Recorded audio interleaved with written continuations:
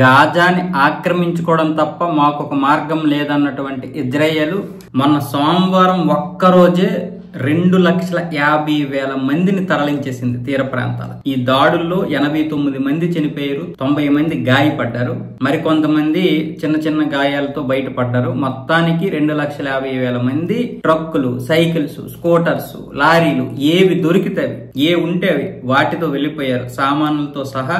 ఆ సామాన్లు అంటే నిత్యావసరానికి కావలసినటువంటి సామాన్లు తీసుకొని చిన్న చిన్న పిల్లలతో, కాళ్ళకి చెప్పులు లేవు, సరైనటువంటి సౌకర్యాలు లేవు. ఒక అతనైతే పంచర్ అయినటువంటి సైకిల్ ని తీసుకుని తన 2 పిల్లలతో తీర ప్రాంతాలకు అయితే వెళ్లిపోయాడు. అయితే ఐడిఎఫ్ దళాలు ఆ గాజాలో మధ్యలోకి వెళ్లి మరీ వైమానిక దాడులు చేశాయి. ఈ దాడుల గురించి ఇజ్రాయెల్ రక్షణ మంత్రి ఇజ్రాయెల్ ఖడ్జ్ అయితే మాట్లాడడం జరిగింది. మాకు ఒక మార్గం లేదు, మొత్తం 3,000 మంది గాజా సిటీలో హమాస్ ఉగ్రవాదులు ఉన్నారు, వాళ్ళందరినీ మట్టు పెట్టాలి, వాళ్ళందరినీ మట్టు పెడితే గానీ గాజా మా అధీనంలోకి రాదు, మాకు ఒక మార్గం లేదు, ఎంతమంది ఎన్ని విమర్శలు చేసినా ఇంకా ఇదే తథ్యం అంటూ ఆయన అయితే చెప్పుకొచ్చేసాడు. మొత్తానికైతే గాజా ఒక అగ్నిగుండంలో మారిపోయింది. అగ్నిగుండం అంటే అగ్నిగుండంలో మారిపోయింది. మీరే లెక్కేసుకోండి, 2.5 లక్షల మంది ఒకే రోజు తరలి వెళ్లారు. అంతకుముందే 3.5 లక్షల మంది కొన్ని దాడులతో వెళ్లిపోయారు, కానీ అది కొన్ని నెలల తరబడి పెట్టింది. కానీ ఒక్కరోజే 2.5 లక్షల మంది అంటే మొత్తం ఇప్పుడు అక్కడ 7 లక్షల మంది తరలిపోయారు.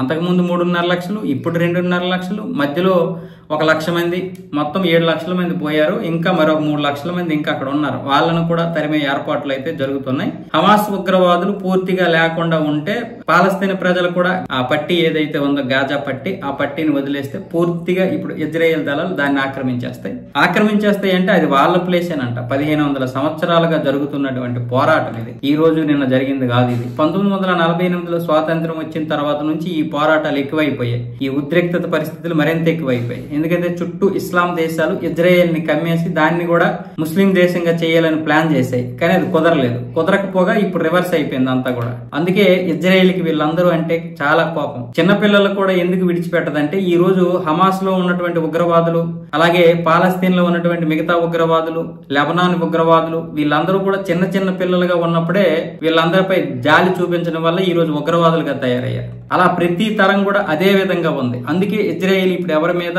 జాలి చూపించడం లేదు. ఐక్యరాజ్య సమితి ఎంత మొత్తుకున్నా సరే వినిపించుకోవడం లేదు.